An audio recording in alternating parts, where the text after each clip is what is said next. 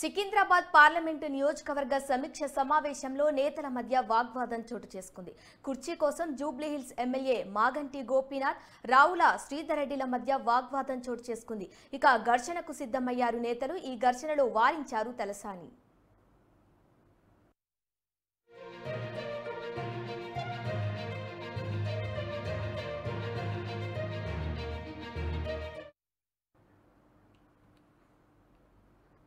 Secunderabad parliament నియోజకవర్గ సమీక్ష సమావేశంలో నేతల మధ్య వాగ్వాదం చోటు చేసుకుంది.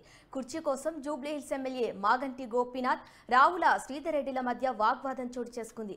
ఇక ఘర్షణకు సిద్ధమయ్యారు నేతలు. ఇదే అంశానికి సంబంధించి మరింత సమాచారాన్ని మా సీనియర్ కరెస్పాండెంట్ బ్రహ్మాజీ అందిస్తారు. చెప్పండి బ్రహ్మాజీ. సికింద్రాబాద్ పార్లమెంట్ నియోజకవర్గ సమావేశం ఈ రోజు తెలంగాణ భవన్లో పార్టీ వర్కింగ్ ప్రెసిడెంట్ కేటీఆర్ సమక్షంలో జరుగుతుంది. అయితే కేటీఆర్ రాకముందే సభ కొంతవరకు రసాభాసగా మారిన పరిస్థితి కనిపిస్తుంది. కొద్దిసేపటి క్రితమే కేటీఆర్ వచ్చారు. రావడానికి కన్నా కొన్ని నిమిషాల ముందుగా ఏదైతే కేటీఆర్ వస్తున్నారని తెలిసిన క్షణంలో మాగంటి గోపీనాథ్ మాట్లాడుతున్న తరుణంలో ఆయన సీటును తనకు ఇవ్వాల్సిందిగా రావుల శ్రీధర్ రెడ్డి కోవడంతో దాని మీద ఆ సీటు విషయంలో వాగ్వాదం వచ్చింది. నీకు సీట్ ఇస్తే నేనెక్కడ కూర్చోవాలంటూ కూడా మాగంటి గోపీనాథ్ గురించి గట్టిగా మాట్లాడారు. అదే సందర్భంగా రావుల శ్రీధర్ రెడ్డి కూడా కొంత ఆవేశంతో ఆయన మీదకి వచ్చినట్టు పరిస్థితి. ఈ సందర్భంగా మాజీ మంత్రి తలసాని శ్రీనివాస్ యాదవ్ కల చేసుకుని మరి కాసేపట్లో కేటీఆర్ వస్తున్న తరుణంలో మీరు ఇలా గొడవ పెట్టుకోవడం సరైంది కాదు అంటూ కూడా ఆయన కంట్రోల్ చేసే పరిస్థితి కనిపించింది. అయితే మాగంటి గోపీనాథ్, నేను పార్టీ జిల్లా అధ్యక్షుల్ని, ఎమ్మెల్యేగా ఉన్నాను, నా సీటును నువ్వేలా అడుగుతావు అంటూ రావుల శ్రీధర్ రెడ్డి మీద కొంత ఫైర్ అయ్యారు. అయితే ఈ సందర్భంగా లోపల కొంతవరకు గలాట జరిగిన తరుణంలో రెండు సంబంధించినటువంటి వర్గాల నేతలు కూడా ఒకరిపైన ఒకరు వచ్చిన పరిస్థితుల్లో కరెక్ట్గా అంటే కేటీఆర్ వస్తున్న తరుణంలో ఈ సంఘటన చోటు చేసుకుంది. ఎందుకంటే కేటీఆర్ వచ్చినప్పుడు ఆయన పక్కన కూర్చోాలన్న ఉద్దేశంతో రావుల శ్రీధర్ రెడ్డి వచ్చారంటూ మాగంటి గోపీనాథ్ కూడా ఆయన వ్యాఖ్యానించడం జరిగింది.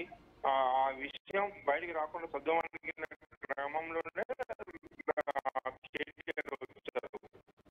హైదరాబాద్ సమావేశం జరుగుతుంది. అయితే ముందుగానే కేటీఆర్ వచ్చిన ఇక్కడ కూడా ఎవరు చేయనట్టు మరి కూడా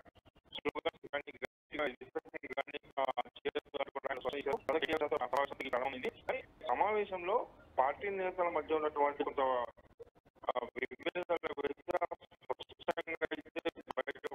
పరిస్థితి కనిపిస్తుంది.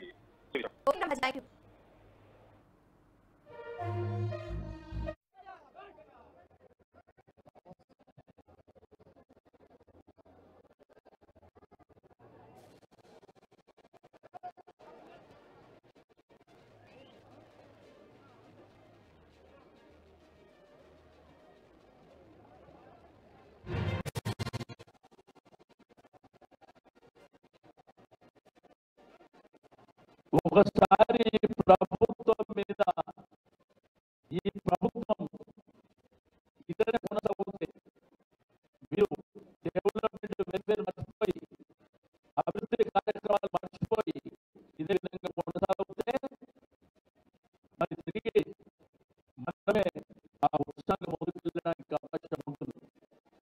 కాబట్టి మనకు అలసట అనేది లేకుండా నిరంతరం ప్రజలలో ఉండవలసిన అవసరం ఉన్నది. ఇప్పుడు నీళ్లు సరిగా రాకపోతే ధర్నాలు చేస్తాం. ఆ రోజు ఉచితంగా నీళ్ళు ఇస్తామని మనం చెప్పినాం.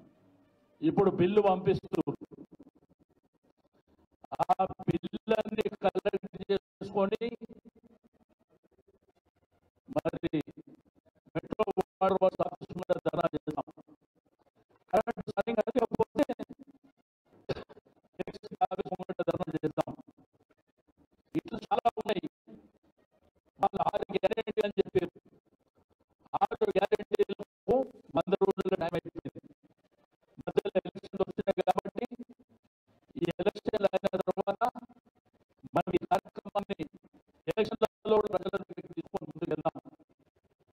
కాబట్టి మీ అందరికీ నేను రిక్వెస్ట్ చేసేది ఒకటే, మనం అందరం ధైర్యంగా ముందుకెళ్దాం. రాజకీయాలలో గెలుపుకోవడం ఎన్నో చూస్తున్నాం, కొత్త ఏం కాదు కదా. రాజకీయాల్లో ఒక్కోసారి మనం మంచి పని చేసినా కానీ ఓటే పరిస్థితి ఉండదు. బట్ దాన్ని అన్ని తట్టుకొని నిలబడి ముందుకు వెళ్ళవలసినటువంటి అవసరాన్ని కూడా మనం దృష్టి ఉంచుకొని ముందుకు వెళ్ళాలి. ఈరోజు పార్టీకి మరి కళ్ళైన ప్రాణమైన కార్యకర్తలే. మీరంతా లేకపోతే మేము కూడా లేము. ఈ రోజు ఏంటంటే మీకు ఏ ఒక్క రూపాయి ఎవరు ఇవ్వకున్నా కానీ పార్టీ మీద జెండా మీద అభిమానంతో ఇంత దూరం మీటింగ్ పెట్టినా కానీ ఆటోలో కానీ బస్సులో కానీ సొంత డబ్బులు పెట్టుకొని వస్తారు.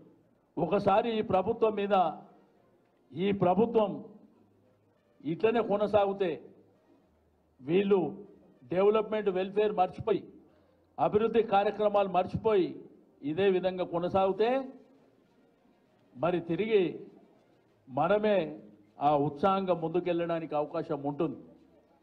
కాబట్టి మనకు అలసట అనేది లేకుండా నిరంతరం ప్రజలలో ఉండవలసినటువంటి అవసరం ఉన్నది. ఇప్పుడు నీళ్లు సరిగ్గా రాకపోతే ధర్నాలు చేస్తాం. ఆ రోజు ఉచితంగా నీళ్ళు ఇస్తామని మనం చెప్పినాం. ఇప్పుడు బిల్లు పంపిస్తూ ఆ బిల్లన్నీ కలెక్ట్ చేసుకొని మరి మెట్రో వాటర్ వర్క్స్ ఆఫీస్ ముంగట ధర్నా చేస్తాం.